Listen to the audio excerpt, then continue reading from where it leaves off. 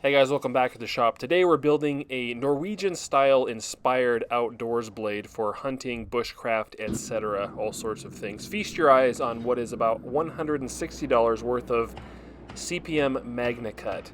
This has sort of become a precious metal in its own right with the uncertainty and recent bankruptcy of Crucible Steels, the company that has been producing MagnaCut as well as various other powder metallurgy steels here in the United States. I'm not really sure where it's at currently on that whole process, but I do know that the steel has become quite a bit more expensive and less available. But I had to build this knife, and so we are forging out the tang here. Some people say you can't forge stainless steel, which of course is not true. And if you think about it, all steel is forged simply during its processing steps after being made. After the steel is melted into a crucible and the appropriate alloy components are added, the steel is always forged out in a rolling manner, typically. So we can forge stainless steel, it just has to be done at proper temperatures, and it is going to be quite a bit stiffer than your typical carbon steel. There are reasons to forge a knife like this. One is to conserve material by forging the tang instead of simply cutting or grinding material away to affect that pattern. The tip needs to be forged up, and we've got a continuous linear grain structure, such as it may or may not be depending on the particular steel, and that is along the edge there. Now there's no bevel and no tapered tang going to be forged on this blade, and there's a specific reason for that in this case. You don't have to do that on any knife that you make, but like I said, in this case there's a reason specifically I'm not doing that. Refining the width of the blade a little bit. I have forged one other blade from MagnaCut before, and I have found that it is very prone to decarburization. The little nub there is ground off, and we've got the blade profile refined a little bit. The next thing I'm going to do is grind off the scale and get that cleaned up just a little bit so that I can put it on my surface grinding attachment for my KMG grinder.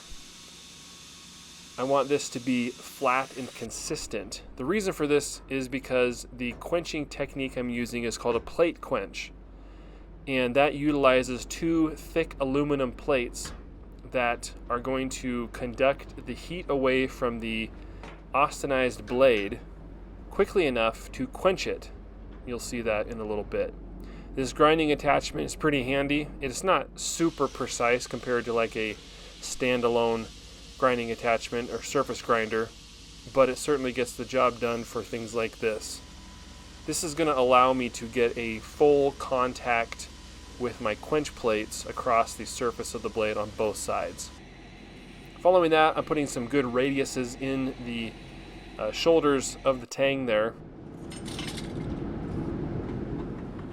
And the final step before heat treating processes is to wrap this up in some stainless steel foil.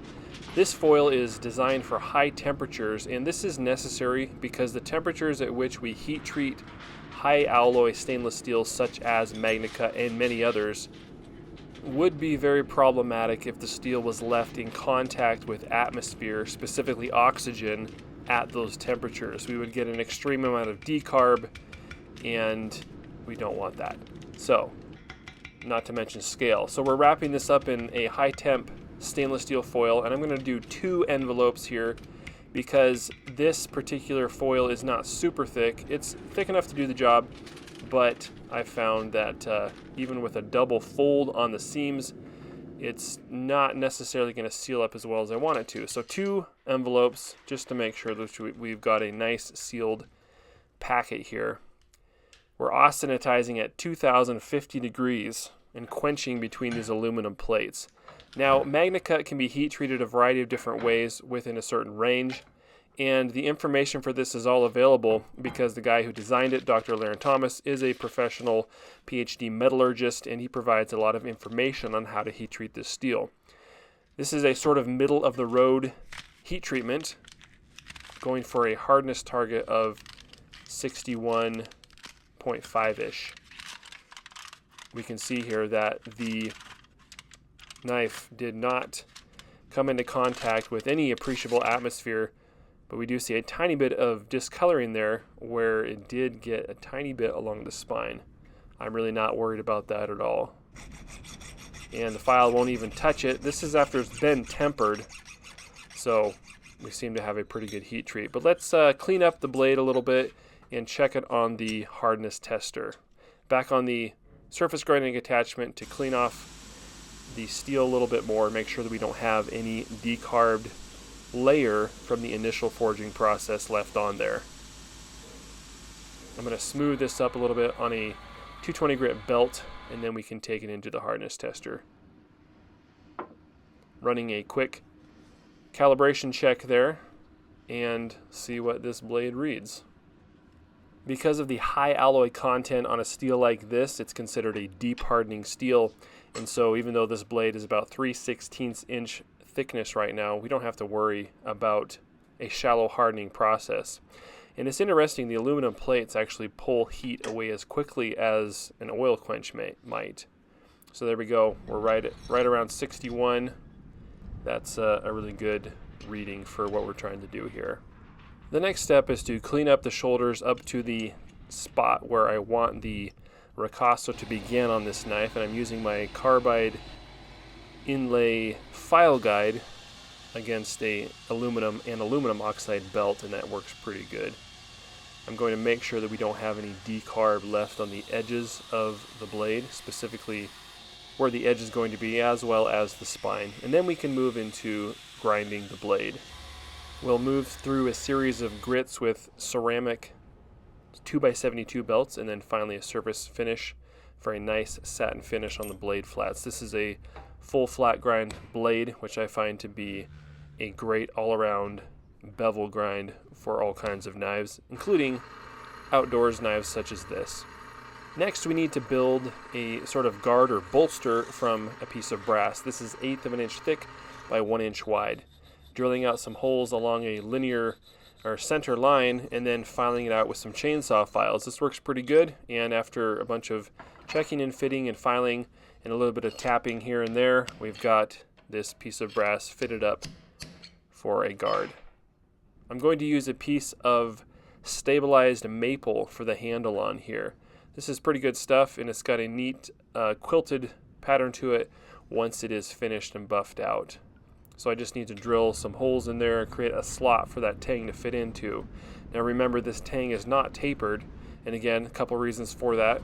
I wanted a nice flat blade to quench against the plates, and also I really don't want to remove a lot of weight from the back end of this knife because I think it's going to balance it out a little bit better.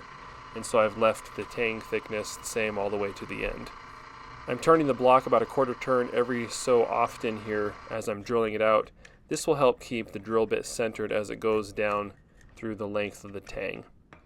Using a broach to continue to clear out the tang slot, and then finally getting the angle of the handle block fitted up to the guard. Now I sped this part up so you can't see it as well, a little bit right there, but the tang does have a bunch of half moon grinds out of it so that it's going to grab that epoxy really well. The whole thing is filled up and you can see how far down that tang goes. No need for a handle pin. If I wanted to do a handle pin, I would have to use a carbide drill bit to get through this heat treated MagnaCut. Now all we have to do is shape this handle. It's got to be ergonomic, fit in the hand well, feel good in the hand, and be something that you can really use for hours on end if need be without any unnecessary discomfort. Final hand sanding to get the finish up to where it needs to be, and some buffing, and this knife is about ready to go. I'm kind of breaking character a little bit here, going off script and doing a sharpening notch. I feel like this knife just might need that. It's pretty sharp, maybe not quite as sharp as it needs to be yet. A little bit of a edge geometry test here, but it does slice through the toilet paper tube pretty well as anything else you need to cut. So I'm pretty happy with how this whole project turned out. Appreciate you guys watching as always, and we will see you on the next video.